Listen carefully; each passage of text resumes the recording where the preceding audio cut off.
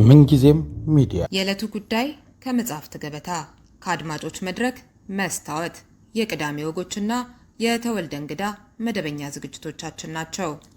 703 475 6309 ስልካችን ምንጊዜም ሚዲያ @gmail.com የኢሜል አድራሻችን ነው። ሰብስክራይብ በማድረግ ቤተሰብ ይሁኑ። ምንጊዜም ኢትዮጵያ።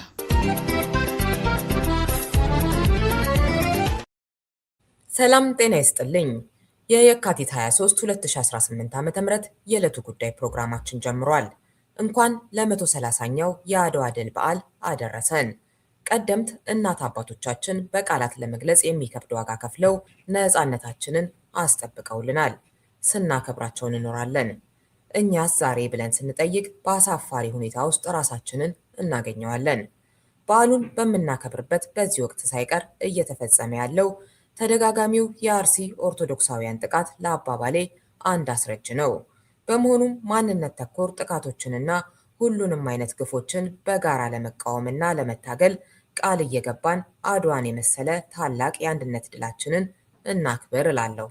ልክ የዛሬ 4 ዓመት ከዶክተር ይርጋገላው ጋር ያደረግነውን አድዋን የተመለከተ ቆንጆ ቆይታ ቀጥዬ ያቀርብላችኋለሁ። መልካም ጊዜ። የዛሬው የዕለቱ ጉዳይ ፕሮግራማችን ትኩረቱን የሚያደርገው የአድዋ ድል በዓል ላይ ነው። ዶክተር ይርጋገላው ኢትዮጵያውያን አድዋ ላይ ያሸነፉት የዓለምን ሕግ ነበር ይለናል። በዓሉን ስለተሻረው ሕግ ምንነትና ተያያዥ ጉዳዮች በመጫወት ግጥም በመገባበዝም እናከብረዋለን። ፕሮግራሙን አዘጋጅቼ የማቀርብላችሁ ርዕዮት ዓለሙ ነኝ። እንድትከታተሉን ጋበዝኩ። ዶክተር ይርጋ ግብዣዬን ተቀብለ ስለተገኘህ በጣም አመሰግናለሁ። እንኳን አደረሰህ። እጅግ በጣም አመሰግናለሁ ርዕዮት። እንኳን አደረሰሽ፣ እንኳን ሁላችንም አደረሰን ለዚህ ታላቅ ቀን። እሺ እንግዲህ በመግቢያ ላይ እንደጠቀስኩት ኢትዮጵያውያን አድዋ ላይ ያሸነፉት የዓለምን ሕግ ነበር የሚለውን ጽሑፍህን አዲስ ዜቤ ላይ አግኝቼ ሳነበው ነበር እና ለአድማጮችም ቢደርስ በማለት ነው አንዱም ይህንን ፕሮግራም ያዘጋጀሁት። አድዋን ስናከብር እንደዚህ አይነት ጉዳዮችንም እየተጨዋወትን መሆን አለበት፣ እንደዚህ አይነት ቁም ነገሮችንም በሚል እና ምንድን ነው የተሸነፈው የዓለም ሕግ ስለሚለው እስኪ ጥቂት አውራን። በጣም ጥሩ ጥያቄ ነው። ምክንያቱም እንግዲህ ብዙ ሰዎች የምንረሳው ወይም ደግሞ በትምህርትም ስለማንማረው ሊሆን ይችላል ወይም ስለማናስብበት ከሀገራችን ውጭ ያለው ዓለም የሚኖረውን አጠቃላይ የሆነ ታሪክና በምን ውስጥ እየኖርን እንደሆነ በደንብ አንገነዘበው። በምድር ታሪክ ውስጥ በርካታ ዓለም አቀፍ የሆኑ ህግጋቶች ወይም ባህሪያት፣ ምድርን የሚገልጹ ባህሪያት በተለይም በትልልቅ ኢምፓየሮች ወይም አገዛዞች አልፈዋል። ለምሳሌ ጥንት ሲነገር እንደምንሰማው የጥንቱ የአፍሪካውያን የፈርዖኖች በጥቁሮች የተጀመረ ኋላ ወደ ግብፅ የሚሄደው ከኢትዮጵያ ከሱዳን አካባቢ ከሶማሊያ አካባቢ የተነሳው ጥንታዊ ስልጣኔ ጀምሮ የግብጾች ስልጣኔ፣ ከዛ ደግሞ ከግብጾች በመውሰድ ደግሞ ያሉት ደግሞ የግሪኮች ስልጣኔ፣ ከዛም እያለ ከዛም በፊት ኢቭን የፐርሺያ የፋርስ የባቢሎን የምንላቸው በበርካታ ሺህ ዘመናት የኖሩ ስልጣኔዎች ነበሩ። ከነዚህ ሁሉ የስልጣኔ ዘመኖች አንጻር እኛ ደግሞ ከ1492 ጀምሮ እስካሁን ድረስ የምንኖርበት የምዕራባውያን የአገዛዝ ዘመን ውስጥ ነው። ልክ ጥንት የፋርሶች ወይም ደግሞ ኦቶማን ቱርኮች ወይም ደግሞ ግብጾች፣ ግሪኮች በተለያየ ዘመን ውስጥ በምድር ላይ ጠንካራና ሰፊ ግዛት ይዘው ወይም ተጽዕኖ ፈጣሪ ሆነው እንደኖሩት ሁሉ እነዚህ ዘመናት አንጻር አሁን ደግሞ የምንኖርበት ዓለም በምዕራባውያን ተጽዕኖ ስር የሚኖር ዓለም። ከነዚህ ሁሉ ግዛቶችና በፊት ከነበሩ ታሪኮች አንጻር ሲታይ የምዕራባውያን ያገዛዝ ዘመን ያን ያክል ገና ረጅም የሚባል አይደለም። ወደ 500 ዘመን አካባቢ ነው እድሜው። 1000 ዓመት የቆዩ ስልጣኔዎች እንትኖች ሁሉ ነበሩ እና በዚህ የአገዛዝ ዘመን መነሻው በ1492 ነው ያልኩሽ። አውሮፓውያን ከሌላው ዓለም ያነሰ ነው አቅማቸው የነበረው። ከዛ በፊት እዚህ ግባ የሚባሉ አልነበሩ። አፍሪካውያን አውሮፓን የሚገዙበት ዘመን ነበር። በተለይ ደግሞ ደቡብ አውሮፓ ውስጥ ያሉት እንደ ስፔን፣ ፖርቱጋል፣ ደቡብ ፈረንሳይ አካባቢ ያሉት ሁሉ የአፍሪካውያን የሙርስ ቅኝ ተገዢዎች ነበሩ። ብዙዎች በባህርነት ሁሉ እየተያዙ ይሸጡ ነበር፣ ነጮች ማለት ነው። ስለዚህ እነሱ ያላቸው የሚኖሩበት አገር በጣም የሚመችም ስላልሆነ ስልጣኔም ስላልነበራቸው በዚህ ከነሱም በፊት በነበሩት በሞንጎልስ በተለይ ከፍተኛ የሆነ ተጽዕኖ ይደርስባቸው ስለነበረ ወደ እስያ ወደ ቻይና መሄድ የሚችሉበት ጎዳና ሁሉ ተዘግቶባቸው ነበር። ስለዚህ በሀገራቸው በጣም በርካታ የሆነ ችግር፣ በጣም በርካታ የሆነ ድህነት፣ እጅግ በጣም ሰፊ የሆነ ክራይም ነበር። ሜዲቫል የሚባለው የአውሮፓውያንን ዘመን እንደሚሉት የጨለማ ዘመን ብለው የሚጠሩት ዘመን ይኖሩ የነበሩ ናቸው። እንግዲህ ከዛ በፊት ይሄ የምዕራባውያን ኢምፓየር ከመጀመሩ በፊት እና በዚህ ጊዜ የነበሩት አውሮፓውያን ክሩሴድ በመስቀል ጦርነት ያካሂዱ ነበር። 1492 ላይ ግን ከነሱ ውስጥ አንድ ሰው ክርስቶፈር ኮሎምበስ በሌላ መንገድ በእነዚህ ስላላስኬዱኝ ስላሉ በሌላ መንገድ ዙሬ ወደ ህንድ መሄድ ይችላለሁና ወደዚህ ወደ ምዕራብ አቅጣጫ ሊሄድ ብሎ መርከብ ሲፈልግ የስፔኗ ንግስት ኢዛቤላ እና ባሏ ይሰጡታል። ይህን በሚሰጡበት ጊዜ ስፔን ውስጥ ጠንካራ የሆነ የነጭነት በነጭ የደም በዘር ላይ የተመሰረተ እንቅስቃሴ እየተካሄደና አይሁድ እስላም የነበሩትን ድሮ የገዟቸው ለብዙ ዘመን የገዟቸውን አፍሪካውያን አረቦች ጭምር እያባረሩ እያሸነፉ የሆነ የማንሰራራት ዘመን የተፈጠረበት ጊዜ ነበር። ግን ገና ሙሉ በሙሉ ጠንካራ አልሆኑ እና በዚያ ጊዜ ኮሎምበስ ላቲን አሜሪካ ሄዶ ካሪቢያን ከሄደ በኋላ በጣም ሰፊ የሆነ ዓለም አየ። ተመልሶ በርካታ ወታደሮችን ጠበንጃ በወዘተ ይዞ ወደዛ ሀገር ተመልሶ ሄደ። ይሄን በሚያደርግበት ጊዜ ካሪቢያን ውስጥ የነበሩት አገሮች እነ ኢንካ እነ አስቴክስ የሚባሉት በስነ ጽሁፍ፣ በቅርጻ ቅርጽ፣ በአልባሳት ወዘተ ቅድም እንዳልኩሽ ኢምፓየር በጣም የሰለጠኑ ሀገሮች ነበሩ። ለምሳሌ ቴንቴዎችትላን የሚባለው ትልቁ የአስቴክስን ከተማ ካየሽው በትልቅ ባህር ዙሪያውን ተከቦ በጣም አስደናቂ የሆነ ልዩ ልዩ ጥበብ የሚገለጽበት ከተማ ነበር። አሁን በፊልም በምን የሆነ ሰው የሚበሉ ምናምን እያደረጉ እንደሚያቀርቡት አይደል። እንግዲህ በዚያ ከሄዱ በኋላ ነው አውሮፓውያን ፕላስቲክ የሚበሉትን ቲማቲም፣ ቅመማ ቅመሞች እንደው ይሄ ለስልጣኔ ያበቃቸውን ሪሶርስ በአጠቃላይ እዛ አዩና እነሱ ወታደር እየሄዱ እዛ ግን በሰላም የሚኖሩትን ሰዎች ጨፍጭፈው ሀገሩን መውረርና የራሳቸውን ማድረግ ጀመሩ። በዚህ ጊዜ አውሮፓ ውስጥ የነበሩት የአውሮፓ ጳጳስ ማለት ፖፕ፣ የካቶሊኩ ፖፕ ኮሎምበስንና ነገስታቶቹን ክርስቲያኖች የኛ ክርስቲያኖች እንደኛ ክርስቲያን ያልሆኑት ሀገር የሚኖሩበትን ሀገር ሁሉ ሰጥቻችኋለሁ፣ ህዝቡን በባርነት ግዙት፣ መሬቱን ውረሱት ብለው አውሮፓውያን አሜሪካን እንዲከፋፈሉ አደረጉ። ህዝቡን በዘር ማጥፋት እየጨፈጨፉ ሲጨርሱት ያንን ቦታ መሬቱን ለማልማት የሰው ኃይል ከአፍሪካ መውሰድ ጀመሩ። ከዚህ በኋላ የዘረኝነት አስተሳሰብ ቀስ እያለ በሳይንስ ደግሞ ከሃይማኖት ወደ ምክንያታዊነት እያደገ ሲመጣ የሚታይ ነገር ነው ማመን ያለብን ሲባል ከሰው ልጆች ላይ የሚታየው ነገር አንዱ የቆዳ ቀለም፣ ጥቁሩ ጥቁር ነው በቀለሙ፣ ነጩ ነጭ ነው።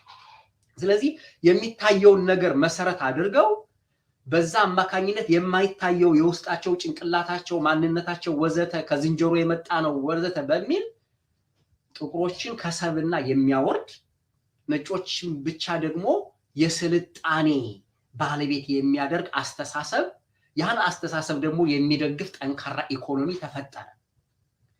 በዚህ እየተሻሻሉ ያደጉ የሰበሰቡ የገደሉ ያዘረፉ ሀብታም መሆን እንደጀመሩ ባርነት እየተስፋፋ ከሄደ በኋላ ወደ ኋላ አካባቢ በ19ኛው ክፍለ ዘመን አጋማሽ ላይ አፍሪካን በተመለከተ በ1884 እና 85 ፈረንጆቹ ማለት ነው በርሊን ላይ ተሰበሰቡና ቢስማርክ የሚባል የፕረሺያ ሰው መሪ ጋር ተሰብስበው አፍሪካን በሚመለከት የዓለም አቀፍ ህግ ተፈራረሙ። ይሄ የዓለም አቀፍ ህግ ምንድን ነው የሚለው? ምንም አፍሪካውያን ማለት ሰው አይደሉም መገዛት አለባቸው የሚለው ለነሱ በቃ እንደ ተፈጥሮ ህግ ግልጽና ግልጽ ነው። ምክንያቱም በእነሱ እሳቤ አፍሪካውያን ያላቸው ቋንቋ፣ ያላቸው ሀብት፣ ያላቸው ማንኛውም ነገር ባዶ ስለሆነ እኛ መሬቱን ሀብቱን ወርሰን እነሱን የኛ ተገዢ ባሪያ አድርገን ወይም አገልጋይ አድርገን እኛን በማበልጸግ ሂደት እንዲማሩና እንዲሰለጥኑ እናደርጋቸዋለን። ስለዚህ በሚል አውሮፓን በካርታ ተቀረማምተው ተከፋፈሏት። ያኔ ኢትዮጵያ እዛ አልተሳተፈችም። ያኔ ኢትዮጵያ ለጣሊያን ነው የተሰጣት። አብዛኛው የኢትዮጵያ አካል ጣሊያን ኢትዮጵያን ሄዳ ቀኝ እንድትገዛ የዓለም አቀፍ ስምምነት ተደረገ ማለት ነው። ይህንን ስምምነት ከያዙ በኋላ ወደ ኢትዮጵያ ስንመጣ በዛ ጊዜ ኢትዮጵያ ውስጥ አንድ አስከፊ ነገር ተፈጠረ። ያ አስከፊ ነገር ወረርሽኝ ነበር። እንስሳቶችን የሚፈጅ ወረርሽኝ፣ ሀገሪቱን በከፍተኛ ድርቅ ላይ የጣለ ወረርሽኝ፣ በከፍተኛ ሁኔታ ኢትዮጵያውያን ከፍተኛ የሆነ ህዝብ ያለቀበት የጋማ ከብት ወዘተ የምንለው ሁሉ ያለቀበት ዘመን ሁሉ ተፈጥሮ ስለነበር ይሄን አጋጣሚ ተጠቅመው እንግዲህ ጣሊያኖች ኢትዮጵያን ለመውረር መጡ። ወደ ዝርዝሩ ወደ ልናወራበት እንችላለን ቀጥለን። ግን ምንድነው የዓለም ህግ? የትኛውን የዓለም ህግ ነው ኢትዮጵያን ያፈረሱት ለሚለው የዓለም ህግ በዛ ጊዜ የነበረው ሁሉም የዓለም መንግስት ተብለው የታወቁት እውቅና ያላቸው ልክ እንደዛሬው እንደሚሰበሰቡት የዓለም መንግስታት ተሰብስበው ፈርመው የተወያዩበት ህግ እንደ ህግ የተረቀቀው በርሊን ላይ አንቀጾች አሉት። በእነዛ አንቀጾች መሰረት አፍሪካ ውስጥ ያሉት ህዝቦች በአጠቃላይ መሬታቸው፣ ሁለመናቸው እዚያ የተሰበሰቡት ሰዎች ሀብት ተደርጎ ተከፋፈለ። ልክ በቃ እግዚአብሔር አዳምን ፈጥሮ መሬቱን እንካ ይሄ ሁሉ ሰጥቻለሁ እንካ እንደፈለክ ንዳው ግዛው እንዳለው ማለት ነው። እነሱም ይሄ አፍሪካ በአጠቃላይ የጥቁሩ ህዝብ የኛ ፕሮፐርቲ የኛ እቃ ነው፣ ታሪክ የለውም፣ ክርስትና የለውም፣ ባህል የለውም፣ ሰው አይደለም፣ የኛ ሸክም ነው። ዘ ዋይት ማንስ በርደን እኮ ነው የሚባለው። እና ይሄንን ህግ ኢትዮጵያውያን ያፈረሱበትና በዚህ የ500 ዘመን ውስጥ የምዕራባውያን የበላይነት ዘመን ውስጥ ታይተው ከነበሩት እጅግ በጣት ከሚቆጠሩ ድሎች ውስጥ እጅግ አንጸባራቂ የሆነውና የነጮችን ዓለም አቀፋዊ የሆነ የበላይነት እምነት ያፈረሰ ጥያቄ ውስጥ ያስገባ ከፍተኛ የሆነ ሀፍረትን ያጎናጸፈ እጅግ አስገራሚ የሆነ ድል ነው።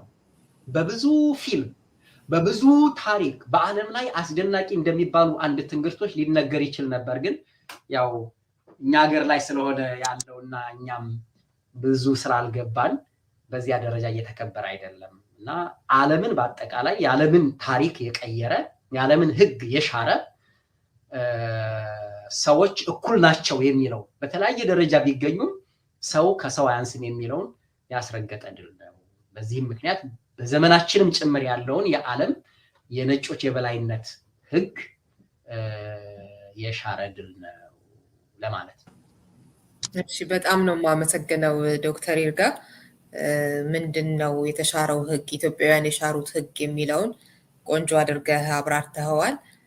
ከ50 ዓመት በኋላ ግን ይሄ የተሻረ ህግ በራሳችን በኢትዮጵያውያን ደግሞ ተመልሶ እንደመጣ ትነግረናለህ እና አድዋ ላይ ያሸነፉት የጠላት ማንነት መሀል ከተማ ላይ ነገሰ እያልክ የምትገልጸው አለ። ያ አድዋ ላይ የተሸነፈው አውሮፓን ተስፋ እንዲያደርጉ መጀመሪያ በኢትዮጵያ ተስፋ መቁረጥ አለባቸው የሚለው የቅኝ አገዛዝ መርህ በሀገሪቱ ልሂቃን መተግበር ጀመረ የምትለዋለና ወደ እሱ እንሂድ ወይስ በመሀል ግጥም ታቀርብልናለህ? እሺ አዎ ትንሽ ልበልና ባልሽኝ ላይ አንድ ትንሽ ረዘም ይል ይችላል አንድ ግጥም ላቀርብ ይችላል ከዚህ ጋር የሚያያዝ ምንድነው መሰለሽ የሆነው እንዳልኩት የአድዋ ድል ይሄንን ዓለም አቀፍ የሆነ በኢትዮጵያ ላይ ብቻ ሳይሆን በሌሎች ጥቁሮችና ቅኝ በሚገዙ ህዝቦች ሁሉ ላይ የተጫነውን ህግና አስተሳሰብ እምነት የሻረ ነው። እንግዲህ ድርጊቱ የተፈጸመው በጣሊያንና በኢትዮጵያውያን መካከል ቢሆንም ጣሊያኖች ወደ ኢትዮጵያ የመጡት ስልጣን የሰጣቸው እምነት የሰጣቸው ይገባናል የሚለውን ነገር የፈጠረላቸው ያ ዓለም አቀፍ ህግ የሚወክሉት ዓለምን እየገዛ ያለውን የነጮች የበላይነት እምነት ህግ ስሜት አስተሳሰብ ዕውቀት ባህል ወዘተ ይህ የነጮች የበላይነት ደግሞ የሌላውን ባህል አስተሳሰብ ቋንቋ እምነት በመጫን በማጥፋት እና ራሱን በመተካት ወደፊት ምድሪቱን ያሻሽላታን የተሻለ ያደርጋታን ተብሎ የሚታመንበት ህግ ስለዚህ እንዛ የነበሩት እነ ምኒልክ እነ ጣይቱ መሆናቸውን ብቻ አይደለም ማስታወስ ያለብን በእነዚህ ሰዎች ተልእኮ የተፈጸመ ያለው እየተዋጉበት ያለው ዓላማ በምድር ላይ ማን ሰው ነው ማን ተገዥ ነው ማን ይመራል ማን ይከተላል የሚለውን ወክለው ስለሆነ እዛ ጦርነት ላይ የምናየው የአውሮፓውያን የበላይነትና የገዥነት መንፈስ በአንድ በኩል የኢትዮጵያውያንን ተወክሎ ደግሞ የጥቁሮች የሌሎች ነጭ ያልሆኑ ህዝቦች ባህል ቋንቋ እየተረገጠ ያለ እሱን የወከለ ደግሞ ለኃይል ነው የገጠመው በእንዲህ አይነት ግጥሚያዎች አውሮፓውያን አስቀድመው መድፍና ጠበንጃ ከቻይና ወረቀት ከቻይና ነው ያመጡት ራሳቸው እነሱ እንኳን አልፈጠሩት ያላቸውን የሚበሉትን ምግብ ጨምሮ ረበር ወዘተ እነዚህ የሚጠቀሙበትን አብዛኛውን ነገር ከአሜሪካ ነው ያመጡት በባርነት በነፃ እጅግ የሰለጠነ ጥበብ ያላቸው ባሮችን ግን እንደ እንስሳ እየገዙ በነፃ አሰርተው ነው ሀብት የሰበሰቡት በዚህ ሁሉ ጉልበት ተጠቅመው ስለሆነ ጦርነት የሚገጥሙት በየሄዱበት ቦታ ሁሉ ያሸንፉ ነበር በዚህ ምክንያት ማሸነፋቸውን ደግሞ ደብቀው እኛኮ የምናሸንፈው የተፈጥሮ ህግ ስለሆነ ነው የተፈጥሮ ህግ የምድር ህግ የዓለም ህግ ይሄ ከኛ በኋላ ያለው ከኛ ውጭ ያለው ባህል ታሪክ ወዘተ እንቶፈንቶ ተረተረት ከንቱ ስለሆነ ወደኛ መቀየር አለበት እንደኛ መሆን አለባችሁ እምቢስ ካላችሁ እናጠፋችኋለን እሺ ካላችሁ ደግሞ ተገዙልን በሚል ነው የሚቀርብ ነበር እና በዚህ ጊዜ ኢትዮጵያውያን የኢትዮጵያዊነትን መንፈስ የራሳችን ባህል የራሳችን ቋንቋ የራሳችን ታሪክ የራሳችን ሀገር ብለን የምንጠራው ምድር አለን እሱን ልትገዙ አትችሉም የናንተ ሊሆን አይችልም በሚል ነው የገጠሟቸው አንዱና ዋናው ነገር በአውሮፓውያንና በዚህ በነጮች የበላይነት አስተሳሰብ ነጮች ካልጻፉትና ካላጸደቁት ሌሎች ከነጮች ውጭ ያሉ ሰዎች የጻፉት ታሪክ ተብሎ አይቆጠርም መረጃ ተደርጎ ብቻ ነው የሚወሰድ እነሱ በአጋጣሚ ማስተዋሻ ይዘው የጻፉት ነገር እውነተኛ ታሪክ ይደረጋል እዛው ህዝቡ እየኖረ የራሱን ታሪክ ይዞ የሚኖረው የሚናገረው የሚጽፈው ደግሞ ተረት ያልተረጋገጠ ሳይንሳዊ ያልሆነ ተብሎ ይቆጠራል እየተዳደሩ ለብዙ ሺህ አገር ሆነው የኖሩ ህዝቦች ኔሽን አይደሉም ስቴት አይደሉም መንግስት አይደሉም ይባላል አገርና መንግስት ሆነው ለመቀጠል መጀመሪያ አውሮፓውያን ያቋቋሙትን የመንግስትነት መስፈርት ማሟላት አለባቸው ከነሱ መስፈርት ውስጥ አገር ሆኖ የሚኖር ሌላ አገር ካለ ኋላ ቀር ነው ዲሞክራሲ አይደለም፣ ዲክቴተር ነው የሌለ የክፋት ክምር ስድብ ክምር የሚያዋርድ ነገር ይጭንበታል ማለት ነው። ለምሳሌ ፊውዳል የሚለውን ከወሰድሽው ፊውዳሊዝም በአውሮፓ ውስጥ የነበረ ገበሬዎች በአጠቃላይ ምንም አይነት የመብት በመሬት ላይ የምንም አይነት መብት ሳይኖራቸው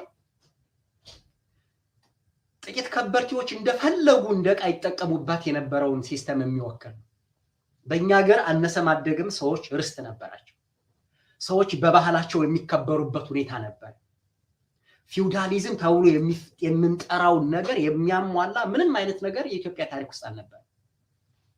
ለምዕራባውያን ይሄ ጉዳያቸው አይደል።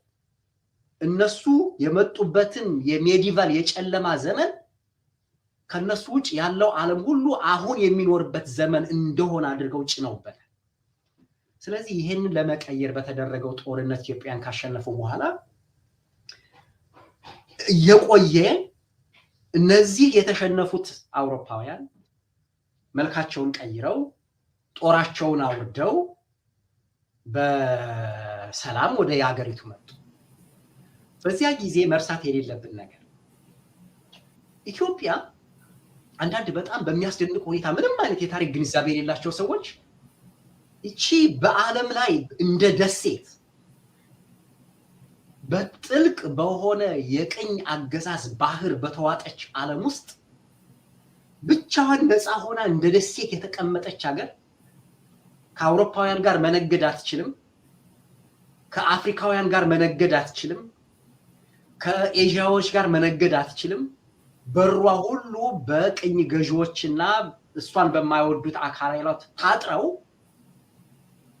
ያለምንም ዓለም አቀፍ ግንኙነት ራሷን ማስቀጠል የቻለች አገር ይሄንን አቅም የሆናትን አገር ይሄንን አቅም ስንትና ስንት ሺህ ህዝቦችን በዘር ማጥፋት ጨፍጭፈው በባርነት ገዝተው ሀብት ካከማቹት ጋር እኩል እያወዳደሩ ሲንቁ ሲያጣጥሉ ኢትዮጵያውያንን አባቶቻችን አያቶቻችን እንትናያለን። እና ይሄንን አይነት ስሜት ውስጥ እንድንገባ ያደረገን ከ50 ዓመታት በኋላ ውስጥ የነሱን ትምህርት የነሱን አስተሳሰብ የነሱን ቋንቋ የዓለም አቀፍ ሁሉ ቋንቋ ነው የሚለውን ያን ቅድም ያልኩሽን የዓለም አቀፉን ህግ በዚያ የሚያምኑ ልሂቃኖች ተፈጠሩ።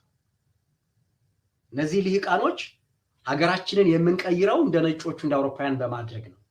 እንደነዛ ለማድረግ ደግሞ የሀገራችንን ቋንቋ የሀገራችንን ዕውቀት የሀገራችንን ሀብት መርሳት አለብን፣ ነጮቹን የተማሩትን ያደረጉትን መማር አለብን የሚል ወደ ተግባር ሊቀየር የማይችል ምክንያቱም ነጮቹ ጅል አይደሉም፣ ያላቸውን ዕውቀት ጥበብ አውጥተው አይሰጡም።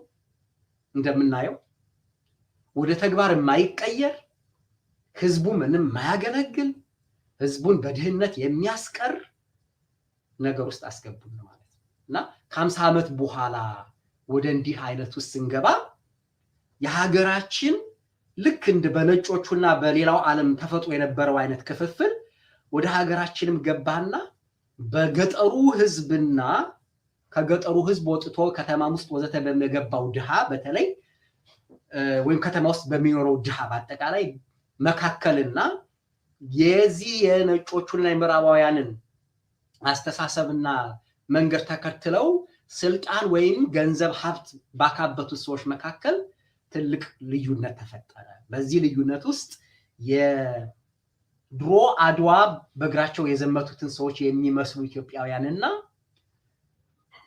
እነሱን ለመዋጋት ወደ ጣሊያንን ወክለው የመጡ የሚመስሉ ሰዎች የምንሆንበት ሁኔታ ውስጥ ገባን ለማለት ነውና ይሄን በሚመለከት አንድ ግጥምም ላቀርብልሽ እችላለሁ። ስለዚህ ከ50 ዓመት በኋላ ያልኩሽ ይሄ ነው። ከ50 ዓመት በኋላ አድዋ ላይ ያሸነፍነው የምዕራባውያን የበላይነት ስሜት በገዢዎቻችን ህሊና፣ እምነት፣ አስተሳሰብ ውስጥ ሰርጾ በመግባት የሀገራችንን የመንግስት አቅጣጫ መምራት ጀመረ።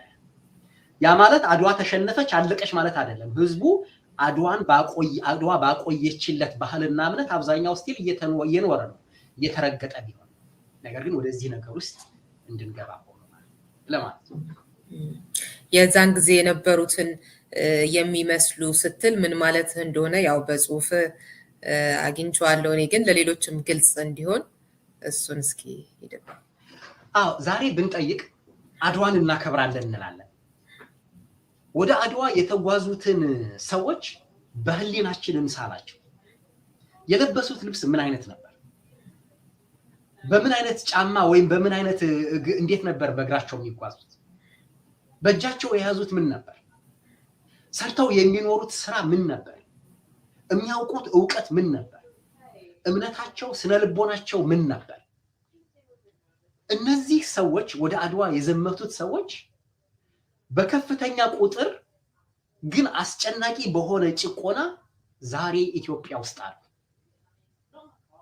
የቅኝ ገዢዎች አስተሳሰብ አንዱ የሚያደርገው ነገር በሀገራችን በአይናችን እየኖረ ያየ የምናየውን ሰው ልክ እንደሌላ አድርገን እንድናስብ ያደርጋል። እና ወደ አድዋ የተጓዙት ሰዎች ኢትዮጵያውያንን የገጠር ሰዎች ኢትዮጵያዊ ድሆችን ነው የሚመስሉት። ሱፍ የለበሱ አልነበሩም። በእንግሊዘኛ የሚናገሩ አልነበሩም። በምዕራባውያን ሐሳብ የበላይነት አምነው የኢትዮጵያ ቋንቋ የኢትዮጵያ ዕውቀት ወደ ልጆች ትምህርት እንዳይሆን የሚከለክሉ አልነበሩ። የምድሪቱን ሀብት መሪዎቹም ቢሆኑ ሰብስበው ይዘው ለባዕዳንና ለውጭ ከበርቴዎች ለፈረንጆች እንኩ ውሰዱ፣ እንኩ ባዶ መሬት እንኩ ውሰዱ እያሉ ከራሳቸው ገበሬ የሚቀሙ አልነበሩ። በአጠቃላይ ስነልቦናቸው ሁሉ ኢትዮጵያዊ ነበር ስንል በዛ ጊዜ በአድዋ ጊዜ አድዋ የዘመቱት ሰዎች ዛሬ ገጠር ውስጥ የሚኖሩትን ድሆች፣ ዛሬ የሚፈናቀሉትን፣ ዛሬ የሚገደሉትን፣ ዛሬ በምንም አይነት የሀገሪቱ የፖለቲካ የኢኮኖሚ ውይይት ውስጥ ፖሊሲ ውስጥ ጭራሽ ማንም ሰው ትዝ ብሏቸው የማያውቀውን ኢትዮጵያን ይመስላል። በየትኛው ሚዲያ በተለይ እንደው ከቅርብ ጊዜ ወዲህ በተለይ ከቅርብ ጊዜ ወዲህ ለረጅም ዓመታት ፖለቲከኞቹን ታያቸው ጋዜጠኞች ለህዝብ እንሰራለን የሚሉ ጋዜጠኞችም ጭምር ስለ ገበሬዎች ህይወት፣ ስለ እርሻ፣ ስለ ማዳበሪያ፣ ስለ ዝናብ፣ ስለ ሞፈር ቀንበር፣ ስለ መቆፈሪያ፣ ስለ ማጭድ፣ ስለ ውሃ ማቆሪያ ብዙ ሺህ ህዝብ የሚጨነቅበት ነገር ጭራሽ ትዝ ብሏቸው የማያውቅ ግን ኢትዮጵያን እንወክላለን የሚሉ ጋዜጠኞች፣ ስለ ኢትዮጵያ እንናገራለን የሚሉ ምሁራን ያሉበት ሀገር ውስጥ ነው ያለው። እነዚህ ሰዎች አድዋ የዘመቱትን ሰዎች አይመስሉም። አድዋን ያከብራሉ። አድዋ የዘመቱትን እነዛን በባዶ እግራቸው የሄዱትን በመሬት የሚኖሩትን ዛሬም 80% የሆኑትን ብዙ ህዝቦች ከራሳቸው ጋር እኩል እንደ ቁጥር አስገብተው በእኩል ሰውነት ስለማያዩዋቸው ራሳቸውን ብቻ ሁሉም ኢትዮጵያን የሚወክሉና የሚያሰለጥኑ አድርገው ስለሚያዩ እጃቸው ምንም ባይሰራም እነሱ በማይሰሩት በምዕራባውያን ዕውቀት በማመን ተስፋ በማድረግ ህዝባቸው በእጁ የያዘውንና የሚያርሳትን ነገር ሲያጣ ምንም ማድረግ የማይችሉ እነዚህ የዛ የጣሊያን ግልባጮች ናቸው። ቅኝቶች ናቸው። እንደዛ ነን እኔንም ጨምሮ። አድዋ ላይ የዘመቱት ግን እነዛ ገበሬዎች የስራቸው አይነት የኑሯቸው አይነት ሳይሻሻል ሳይቀየር፣ ምክንያቱም እኛንን የምንቀይራቸው ነው እንጂ እነሱ ራሳቸውን እያሻሻሉ ድጋፍ እያደረግንላቸውና እየተባበርን ከነሱም እየተማር ልንሰለጥን እንችላለን ብለን ስለማናምንና የኛ አስተማሪዎች አሰልጣኞች ፈረንጆቹ እንጂ ኢትዮጵያ ውስጥ ያሉት ምሁራን ገበሬዎቹ አይደሉም ብለን ስለምናምን ብዙ ጊዜ ብዙዎቻችን አድዋን የምናከብረው በምዕራባዊነት መንፈስ እንጂ በኢትዮጵያዊነት መንፈስ አይደለም። አድዋ ላይ ያሸነፈው የኢትዮጵያዊነት መንፈስ መሬት የያዘው ህዝብ በያዘው መሬት ላይ አብቅሎ እጁ ሰርቶ መብላት እንዲቀጥል፣ ሃይማኖቱ፣ እምነቱ፣ ነፃነቱ እንዲጠበቅ፣ ባህሉ ተከብሮ እንዲኖር፣ በአጠቃላይ ነጮች እንስሳ የሚያደርጉት ሳይሆን ሰው ሆኖ መኖር የሚችል ሰው እንዲሆን ለሚያደርግ ዓላማ ነው የታገሉትና ለዛ ዓላማ ሳንታገል አድዋን የምናከብር ሰዎች በእንዲህ አይነት ተቃርኖ ውስጥ ያለን ለማለት ነው። እሺ በጣም ነው የማመሰግነው ዶክተር ይርጋ። ወደ ግጥሙ እንሂድና ደግሞ ወደ ሌሎች ጥያቄዎች መለሳለሁ። እሺ እንግዲህ ትንሽ ግጥሙ ይሄ ግጥም ነጋሪ ግጥም እለዋለሁ። ነጋሪ ግጥምና አመልካች ግጥም የሚባል ነገር አለ። አመልካች ግጥም ትንሽ ነገር ይነግርሻል፣ ብዙ ነገር እንድታሰላስይ ያደርግሻል። እኔ በዚህ ግጥም ግን ግጥሙን ሆን ብዬ ነጋሪ እንዲሆን ያደረኩት ልክ እንደ ነገሮችን በረጅም እንደሚገልጽ ታሪክ ማለት ነውና አማኝ የሚል ነው ርዕሱ። እንዲህ ይነበባል። ዘመኑ ሩቅ አይደለም ከአድዋ 11 ዓመት በፊት የአውሮፓ ስልጣኔ መነሻው ሳይንስ አይደለም ሀብታቸው ከወረራ እንጂ ከፈጠራ አልፈለቀም። የኢንዱስትሪ አብዮት ከመጀመሩ በፊት በ15ኛው ክፍለ ዘመን የአሜሪካ ህንዳውያን በዘር ማጥፋት ተጨፍጭፈው መሬታቸውን ተቀምተው ክብራቸውን ተገፈው ከአፍሪካም በባሪያ ንግድ መሬቱን እያስለሙ የመሰልጠኛ ካፒታል አውሮፓ ውስጥ አጠራቀሙ። ይህ የእንባና የደም ውጤት ነው ከታሪካቸው ቢደበቅም ሞደርኒዝምን የወለደው። ስልጣኔ የምንለው ሳይንስና ብልጽግና አውሮፓን በዘመናችን ያደረጋት ገናና በውስጡ የደበቀው የተዘረፈ ማንነት፣ የተገደለ ብዙ ህዝብ፣ የተቀማ ብዙ መሬት፣ የወደመ ብዙ ቋንቋ፣ የተረገጠ ብዙ ዕውቀት የተደባለቀበት ስለሆነ ብቸኛ ሀብታቸው አይደለም የጥቁር ህዝቦች ልፋት የታሪካቸው ቀለም። በከተማው ውበት በህንፃው እርዝመት ከአንባቢ የተደበቀ የጥቁር ሰው ደም አለበት ራሄል ልጆቿን የረገጠችበት። እናም ይህ ሁሉ ስልጣኔ ዛሬም ድረስ ይህ ሁሉ ሀብት ያለ አፍሪካውያን ባርነት፣ ያለ አሜሪካ ህንዶች ሞት፣ ዛሬም ያለኛ ለነጮች መገዛት አውሮፓና አሜሪካ ከሰው ዘሮች ተለይታ እንዴት ተሰለጥናለች ከበረዷ ባሻገር ማዕድኑ የት አግኝታ። ዘመኑ ሩቅ አይደለም ከአድዋ 11 ዓመት በፊት የአውሮፓ ጭራቅ መንግስታት አፍሪካን እንደ ቅርጫ ስጋ በካርታ ሲተለትሏት መንግስቶቿ ሳይጣሉ አህጉሪቱን ሊካፈሉ በርሊን ላይ ሲሰበሰቡ ኢትዮጵያንም አልማሯት። ለዚያ የሮማ ውላጅ ለቄሳር እንግዴ ልጅ ለጣሊያን ድርጎ ሰጧት። ጥቃት ማለት ይሄ ነው። መሬት ላይ በሌለ ካርታ ህዝብ የኔ ባላለው ቋንቋ ባልተስማማበት ድንበር የአንድ ነገድ ህዝብ ሲለያየ የባህል ግንዱ ሲሰበር የህይወት ማድመቂያው ባህረ ባህል ለስልጣን ፍጆታ ሲውል የወንድምነት ትብቱ ከአንድ እናት የወጣበቱ ከአንድ ጡት የጠባበቱ ወግ ማረግ ያየበቱ እምነቱ ስነ ምግባሩ ባህልና ማንነቱ ከእውቀት ተርታ ተፍቆ ተስፋውና ታሪኩ ከነጮች ፍላጎት በታች ወድቆ እንደ እንስሳ ሲቆጠር ያኔ አድዋ ተነሳች። በክርስትና ቀድማለሁ፣ በእስልምና ወደዳለሁ፣ ቋሚ ሰራዊት ሳይኖረኝ ጠላቴን አሸንፋለሁ እያለች ያንተን ቋንቋ አልናገርም፣ ያንተን ትምህርት አልማርም፣ ያንተን አምላክ አላመልክም፣ የጽዮንን መተከያ የሂጅራን መቀበያ ለሮም ባርነት አልሰጥም እያለች ያኔ ኢትዮጵያ ተነሳች። ያኔ አፍሪካ በነጭ ገዢ ጥቁር ገላዋ ከስሏል። ሀገር በቀል ዕውቀቷ ተረት ተረት ነው ተብሏል። የጋርዮሽ ባህሏ በገዢው ባህል ተበክሏል። ኢትዮጵያ ብቻ ቀርታለች የጥቁርን ህዝብ ቃል ኪዳን ሰባይ ክብሩን ማህተም በመልካም ምድሯ እንዳዘለች። አሁን ዘመኑ ክፉ ነበር። አፍሪካ ከዳር እስከ ዳር በቅኝ ግዛት ሲተዳደር 50 ዓመት ሙሉ ሲገብር እርሻውን ለፈረንጅ አርሶ ምርቱን ለባዕድ አፍሶ በራሱ ሀገር አጎንብሶ የራሱን ታሪክ አፍርሶ የገዢዎቹን ነፃነት ሰውን ረግጦ ከፍ ማለት የፈረንጆቹን ዕውቀት ብቸኛ ዕውቀት አድርጎ ተገዥነቱን ተቀብሎ ከእግራቸው ስር ወደቀ። እንደ ነጮቹ ለመሆን ጨቋኝ መሆንን ናፈቀ። እንደተረገጠው ለመርገጥ፣ እንደተናቀው ለመናቅ፣ እንደሰገደው ለማሰገድ፣ እንደፈራው ለመፈራት ቅኝ ገዢውን ተከተለ። የነፃነትን ትርጉም ከሚጨቁነው ተማረ።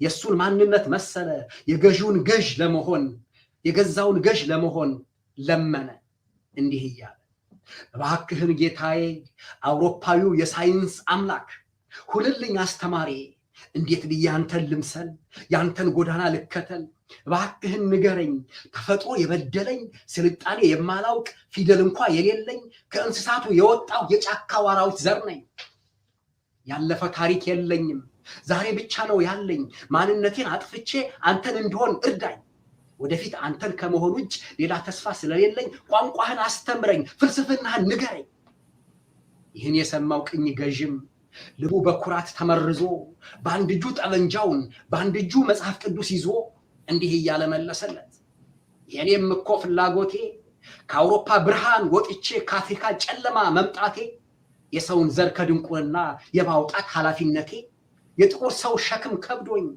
አራዊት ሆነህ መኖርህ ጫካ መቅረትህ አሳዝኖኝ ለሰብአዊነት ብዬ እንጂ እኔ ካንተ ምን ላገኝ ምን አለህና በጎ ነገር ይልቅ ልንገርህ ጥቁር ነገር ከተፈጥሮና ከአራዊት ተለይተህ እንድትሆን ሰው የኔን ዕውቀት ብቻ ተማር ባህልና ቋንቋህን ተው ሌላስ ምን አማራጭ አለህ በእጄ ከያዝኩት ሁለት ነገር አንዱ ነው የሚጠብቅህ የሚበጅህ መሆን ነው የአውሮፓ የጡት ልጅ ሰው ሳትሆን የጨነገፍክ የታሪክ እንግዲህ ልጅ ሁለመና ጨለማ ነው ሰውን የሚበላበት ባህል ኋላ ቀር ነው ስልጣኔ የሌለበት ስለዚህ ኤቢሲዲ በል ህይወትህን ከኔ ጀምር በኔ ቋንቋ በኔ ታሪክ ያንተን ማንነት ፍጠር ከዚያም በኔ ሳይንስ ዕውቀት ሀገርክን እንድታስተምር እኔ አንተን በማየው አይን የሀገርሽን ማንነት መርምር ስልጣኔ መንፈስ ነው ከአውሮፓ የሚመነጭ በእኛ ቋንቋ በእኛ ሐሳብ ለሁሉም የሚሰራጭ አየህኛም እንዳንተ ነበር ጠንክረን በመማራችን በእውቀታችን ተከበር እያለ ሲናገረው እሺ ብሎ ሰገደ 50 ዓመት ሙሉ ይሄው ሁሉ 50 ዓመት ሙሉ ይሄውና ቅድማያቶቹን ጨምሮ የልጅ ልጁን አዋረደ የራሱን ዕውቀት ተወ የራሱን ቋንቋ ካደ አባቱን በባርነት እሱን በተገዥነት የረገጠውን ቅኝ ገዢ እንደ አምላኩ ወደደ ራሱንም ባዶ አድርጎ በነጭ ማንነት ሊሞላ የራሱን ባህል አንቋሸሸ የራሱን ወገን ጠላ የአገሩን ገበያ ለባዕዳን ሸቅጥ ከፈተ ከገበሬ መሬት ነጥቆ ለሀብታም አበረከተ ተቃዋሚውን ሊያጠፋ የጦር መሳሪያ ሸመተ ዛሬ እሱ ቅኝ ገዢ ነው ሞትና ህይወት ይሰጣል የአገሩን ታሪክ ለመማር የአውሮፓን መጽሐፍ ይገልጣል ያላየውን በመናገር ከሁሉም ሰው ይበልጣል ስለዚህ ልሂቅ ከሚባል ይልቅ አማኝ ቢባል ይመረጣል ደስ ይላል በጣም ዋው ብዙ ነገሮች የታጨቁበት ነው እንዴት ያሸነፍነው ነገር በኋላ ላይ ደግሞ መልኩን ቀይሮ እንዴት እያሸነፈን እንዳለ በተለይ ደግሞ ምኑን ልሂቅ ተባልን አማኝ ነው መባል ያለብን እንጂ የሚል ያልተፈተሸ ያልተመረመረ እምነትን የሚጠይቅ በጣም ግሩም ነው በጣም ነው የማመሰግነው ዶክተር ይርጋ ያሪስትል እንግዲህ ተቆራረጠ ነው ትንሽ ስራ ይቀራል ግን ያው እንግዲህ በጣም አመሰግናለሁ እንዴት እናክብር ታዲያ ወደሚለው ደግሞ እንሂድ እንዴት ነው ትክክለኛው አድዋን የማክበሪያ መንገድ ካስተሳሰቡ ጀምሮ ማለት ነው እንግዲህ አሁን የተለያዩ ትርምሶች ነበሩ እንዳየው ይሄን 2 ቀን አከባበሩን በተመለከተ በኋላ ላይ ተመልሶ እዛው ምኒልክ አደባባይ እንዲሆን ተደርጓል ያሳዝናል ይሄም እንግዲህ የሚፈጠሩት ነገሮች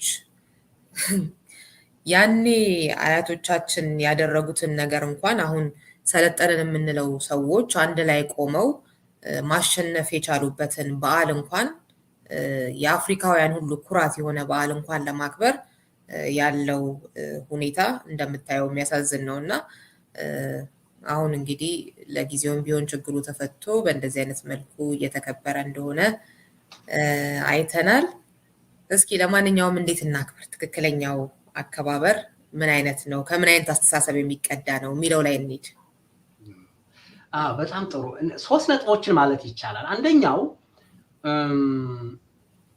አሁን እየገለጽኩት ያለው ሀገርን አውቀንም ይሁን ሳናውቅን ጭምር ነው በተለይ የቅኝ አገዛዝ ሳይኮሎጂ ወይም ደግሞ ስነ ልቦና አንዴ ከገባንበት በኋላ እውነት መስሎን እንለምደዋለንና ይሄን የገባንበትን ነገር መገንዘብ የመጀመሪያ የመጀመሪያው አድዋ የሚለውን አድዋ የቆመችበትን አድዋን ለዓለም አስፈላጊ ያደረጋትን ምክንያት እሴቶቹ የአድዋ ሰዎች የቆሙላቸውን እውነቶችና የሞቱላቸውን ሚስጥሮች መመርመርና በራሳችን ህይወት ውስጥ ማግኘት አለ። በአድዋ ጦርነት ተካፋይ የሆኑት ሰዎች ዝም ብሎ ኢትዮጵያ የሚባል እምነትና በቃ የሆነ ኩራት ብቻ የሚሰማቸው እኔ ጀግና ስለሆንኩ ማን ይነካኛል የሚሉ ጉልበታቸውንና ጀግንነታቸውን ለማሳየት ልክ የማን አባት ገደል ገባ ተብለው ቡጤ ወይም ደግሞ ዱላ ወይም ጦርነት ለመግጠም የተነሱ ሰዎች የአድዋ ጦርነት ውስጥ የሄዱት ሰዎች በህይወታቸው በአስተሳሰባቸው በእምነታቸው ውስጥ ያለው ነገርና የሚኖሩበት ህይወት ውስጥ ያለው እውነት የተሰናሰለ የተገማመደ ሰይፍ የጨበጡበት እጅ መሬት ላይ ስራ ይሰራል ያርሳል ይቆፍራል የሚያስቡት ዕውቀት መሪ አገራቸው ውስጥ ያለው ድሃ ሰው የሞተውም የሚመጣውም የሚግባባበት የሚያውቀውና ሊያውቀው ሊገነዘበው የሚችል ሐሳባቸው ለተግባራቸው ባዕድ አይደለም። ስለዚህ አድዋን ከውስጣችን ማግኘት ማለት በአድዋ ስሜት መቃኘት ማለት ከምድራችን ጋር መታረቅ ማለት ይሄ በአውሮፓዊነት በነጭነት በዘመናዊነት ወይ በከተሜነት ታውረን የገጠሩን ህዝብ ህልውና የአድዋ ዋና ምክንያት የሆነውን የኢትዮጵያ ባህልና እምነት የላይ እንዳና የተደረገውን መጋረጃ መግለጽ። ስለዚህ የመጀመሪያው ራስን ብዙዎቻችን ምን ያክል የገጠር ህይወት የሚኖሩ ገበሬ ዘመዶች አሉ። ሁሉም የሚገርመው በእኔ እምነት የገጠሪቷን ኢትዮጵያ ሄዶ ሳያይ የተሟላ ኢትዮጵያን አውቃለሁ ብሎ እንደው በልምዱ እንኳን ለመናገር ያስቸግራል። ምንድነው ስለ ኢትዮጵያን ያቆማት ያቆያት በታሪኳ አብዛኛውን ህዝብ በታሪኳን ታዩ አሁን ራሱ እንዲኖር የሚያደርጋት አብዛኛው ህዝብ የሰፈረበትንና የሚኖረውን ህይወት ጭራሽ የማያስታውስ ሚዲያ የማያስታውስ ትምህርት የማያስታውስ ሰው በጥቂት በከተማ ብቻ የታጠረ ይሄ አይነት ድንቁርና ከውስጣችን እንዲጠፋ አቅማችን በፈቀደው ቁጥር ገበሬዎቻችን እንዴት የሚለብሱት ልብስ ደስ ሲል ወይኔ ሲስቁ መልካቸው ሲያምር ወዘተ ብሎ ልክ ነጮቹ በጥቁሮቹ ለመዘባበቻ ወይ ለማድነቂያ የሚያደርጉትን ሳይሆን ህዝቡን እንደካደ ከህዝቡ ሳያውቀው እንደተለየ ቤተሰብ እንደጠፋ ልጅ ወደ ናቅናቸው ወዳጆቻችን ተመልሰን ከነሱ መማር አለብን። እና አየሽ ሪዮት አንዳንዴ ምን አይነት መሰለሽ አሁን የብዙዎቻችን ድርጊት ምን ያክል አስከፊ እንደሆነ በምሳሌ ለመናገር አንድ ልጅ አባቱን አባቴ አንተ የምትኖረው ኑሮ የምታርሰው መሬት ህይወትህ ድሃ ስለሆነ ይሄን ሁሉ እኛን ያኖርክ ምናምን ስላልተሳካልህ ካሁን በኋላ አንተ አባቴ አይደለህም አባቴ የማደርገው ያንን ሀብታም ሰውዬ ነው ብሎ አባትነትን ክዶ ለሌላ ሰው ለባዕድ ልጅ ለመሆን የመጣር አይነት ነው የኛ ኢትዮጵያን ሳናውቅ ወደ ምዕራባውያን የመጠጋትና የማወቅ ነገር።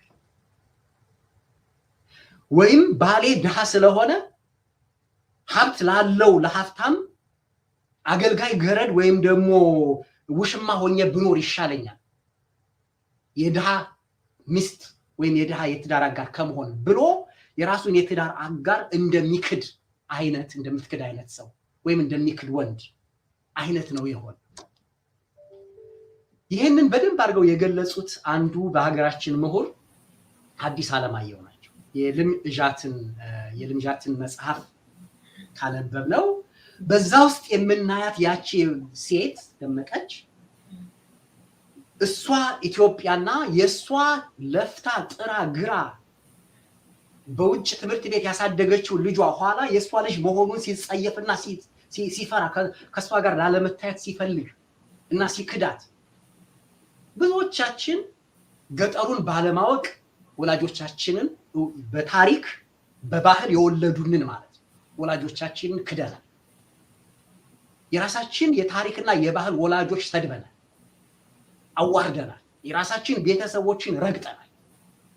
ድሃ ስለሆኑ እኛን በነፃ ስላስተማሩ እነሱ ሰርተው እኛ ማንሰራና ማይሰራውን ህይወታችንን ደግፈው ስለያዙትና ያ ደግሞ ስለተመቸ ስለዚህ አድዋን ማክበር ማለት ይሄንን በክህደት ያገኘውን የበላይነት ስሜት በመተው ለማድነቅና ለመጎራት ሳይሆን ለጉራ ለፎቶ ማድመቂያ ሳይሆን ጠፍተው እንደሄዱ ልጆች እንደ በደልናቸው ወላጆች ከገጠሩ ወገኖቻችን ዘመዶቻችን መጀመሪያ ከነሱ ህይወት መማርና እኛ የነሱ አካል ለመሆን ራሳችን ከነሱ ማስተሳሰር አለ።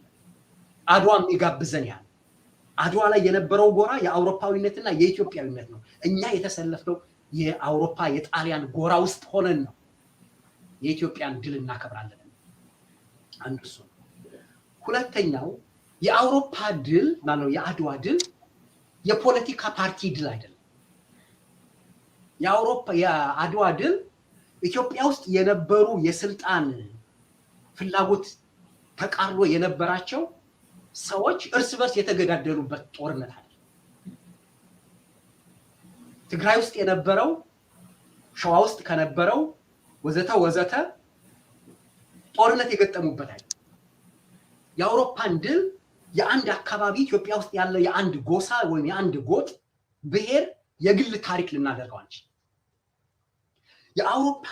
የአድዋ ድል የሚነግረን በግልባጩ ያለው ከተለያየ ቦታ ያሉ አባቶች አያቶቻችን ከልዩነታችን ይልቅ አንድነታችን ይበልጣል።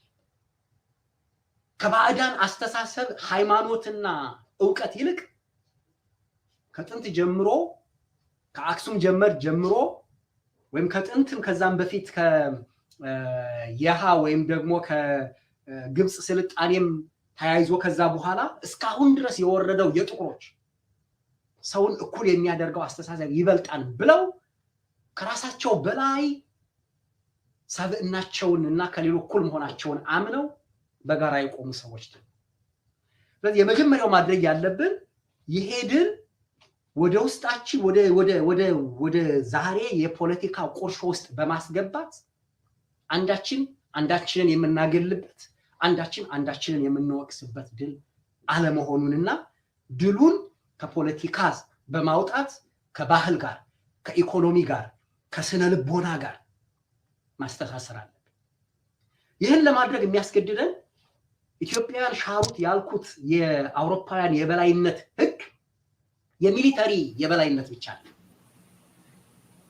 ይዘው የመጡት የስነ ልቦና የበላይነት፣ የትምህርት የበላይነት፣ የባህል የበላይነት፣ የቋንቋ የበላይነት፣ የሁለመና ሰው የሚያደርገን ነገር ሁሉ የነሱ የበላይ የኛ የኢትዮጵያን የበታች እንደሆነ ያንን ለማስፈጸም ነው ወደ አድዋ ጦርነት ሊገጥሙ የመጡት ጣሊያኖች።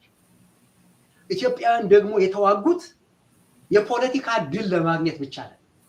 ለመሬትህ ነው፣ ለሚስትህ፣ ለሃይማኖትህ፣ ለባህልህ፣ ለምትኖርበት ነገር የተዋጉት ብቻ ሳይሆን ያልተዋጉትም ቤታቸው ውስጥ ቁጭ ብለው እየጸለዩ እየሰገዱ በጸሎት ተዋግተዋል። ያልተሳተፈ የለም። ስለዚህ አድዋ የሚያሳይሽ ነገር ጦርና ጎራዴን ብቻ አውጥቶ ጠመንጃ መተኮስ ብቻ ነው።